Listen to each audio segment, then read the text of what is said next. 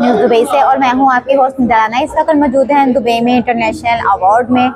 Women का ये international award था। हमारे साथ माविश आवान मौजूद हैं, ये टिकटॉकर हैं, 1.8 मिलियन इनके व्यूवर्स हैं। माविश से पूछते हैं यहाँ पे आके इनको कैसा लगा। जी माविश। अस्सलाम वालेकुम। मुझे यहाँ पे आके बहुत ही ज़्यादा अच्छा लगा क्योंकि मुझे लगता है कि जो मैंने पाकिस्तान में अचीव किया उससे कहीं ज़्यादा मैंने 2 सालों में यहाँ पे अचीव कर लिया अल्हम्दुलिल्लाह।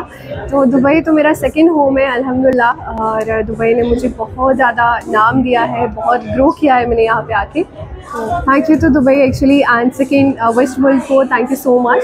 उन्होंने हमें नॉमिनेट किया और ये एक बहुत ही एजाज़ की बात है आपके लिए कि आपको अवार्ड मिलता है। तो yes, thank you to West World, और इंशाल्लाह आगे भी हम नॉमिनेट होते रहेंगे। और थैंक यू।